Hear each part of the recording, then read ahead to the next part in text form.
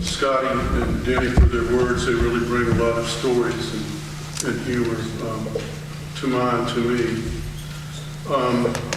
But before that, I'd like to mention a couple of things. That this is a time of celebration, and my parents were the first couple to be married in this church 62 years ago. And also, it's no coincidence that this is Robert E. Lee's birthday.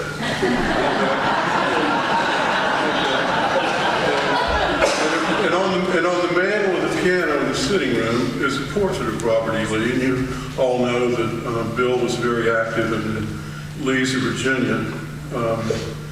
And I would also like to say that anyone who's ever been to 418 East Madison will know that the War of Northern Invasion never quite succeeded.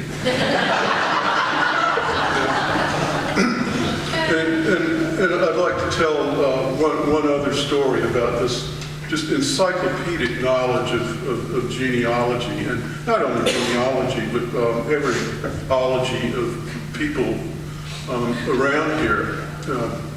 When Bill came out to visit us in Albuquerque one time, we introduced Bill to one of our dearest friends. Her name happens to be Reeve Love, who she grew up in New York City and had lived overseas on a Fulbright and so on. But she was born in Greenville, Tennessee. And when we introduced Bill to our friend Reeve, he said, "I know more about you than you do." And he was telling the truth. And we heard the stories just like you heard the stories. It was amazing. But I'd also like to say a little bit about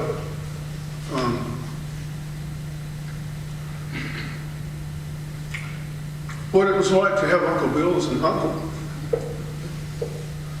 And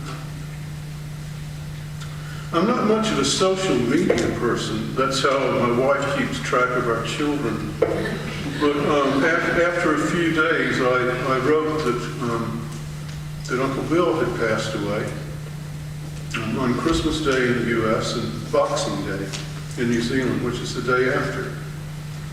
And what I said was that Susan and I were fortunate enough to have an uncle that was like a father, and my children had an uncle that was like an extra grandparent. And further about Bill,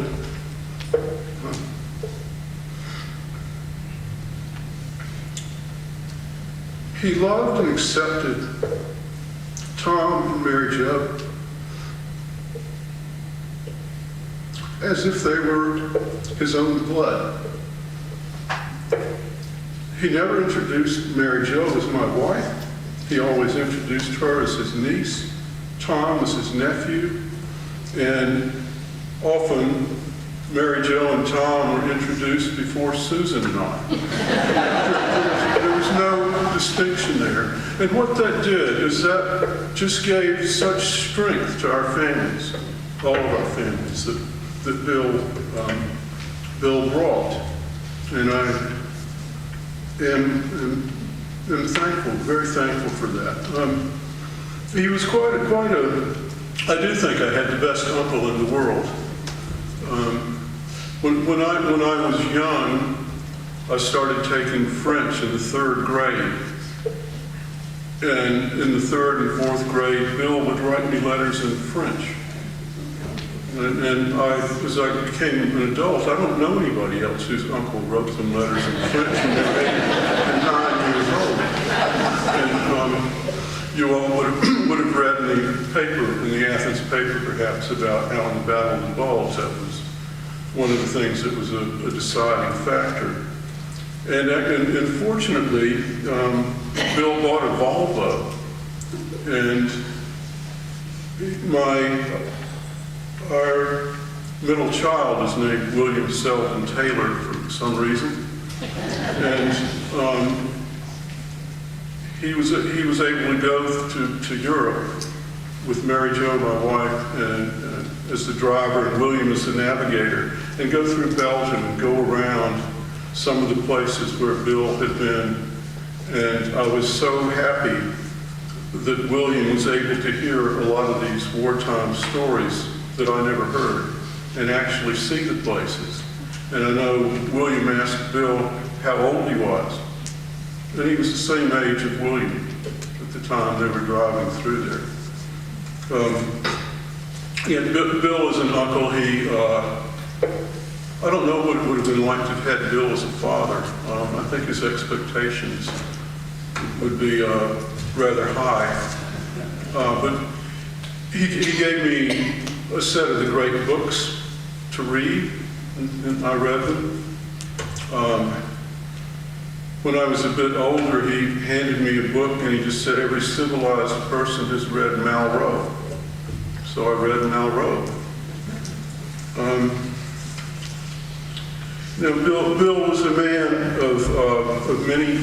of many talents, and I guess it was alluded to. I racked my brain, and I could not think of one time I ever heard Bill say an unkind word about anyone. He had the ability to perceive whatever goodness there was in a person. Bill was able to perceive that and look beyond all of the other aspects of that person and see the good in them. I've never heard him say a bad thing about a soul. I can't, Susan, I don't think any of us can think of any. He was,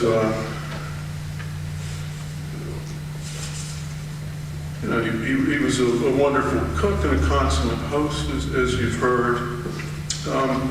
There was another aspect of Bill's life. I think Tom thought he was in the CIA.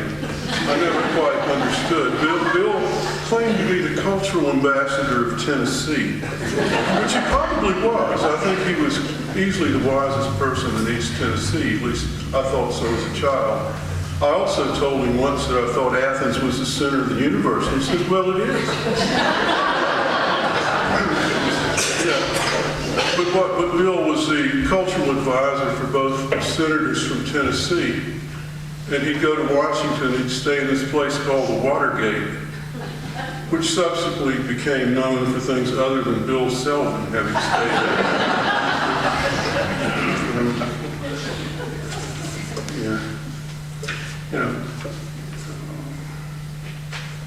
He was,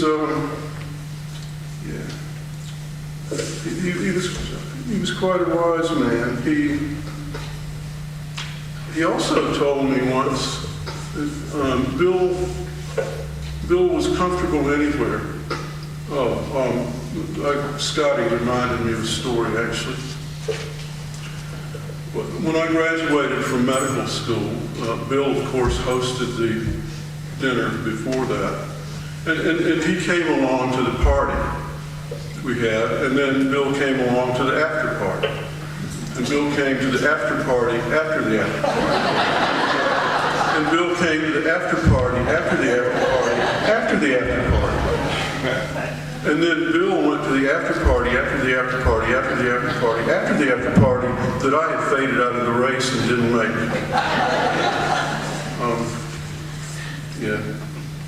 He was a wonderful guy. And what I'd like to do, I'd like to read a letter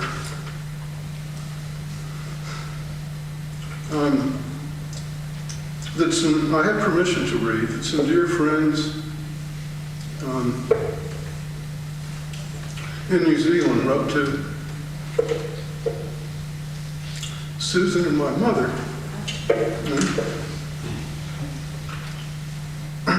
Dear Susan and family, yes, we think of him as Uncle Bill too.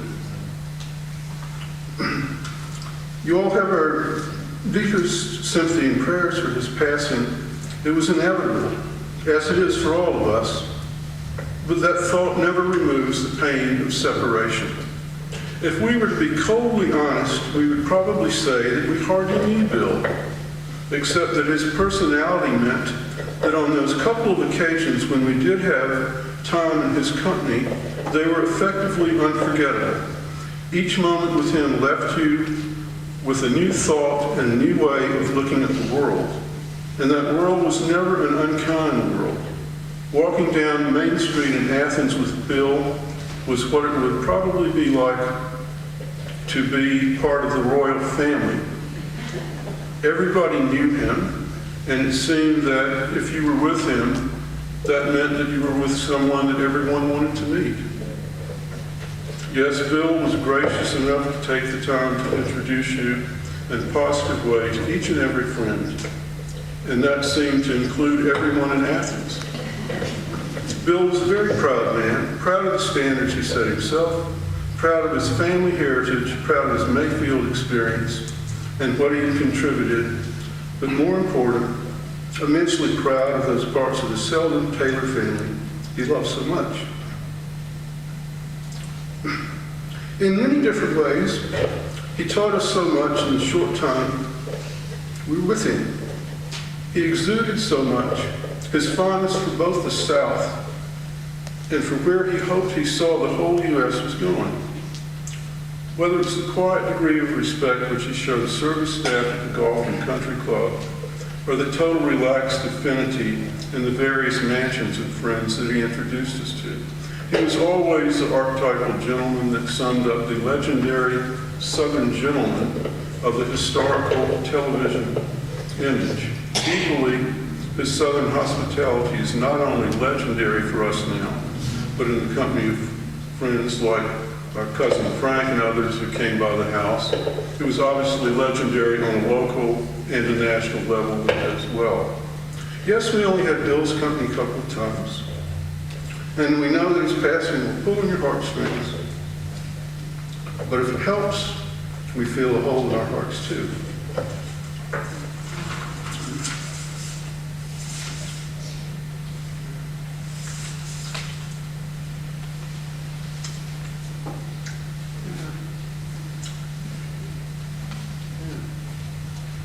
Oh, I could tell more stories, but I would just like to thank everyone for coming to help us celebrate the life of the most wonderful uncle in the world. Thank you.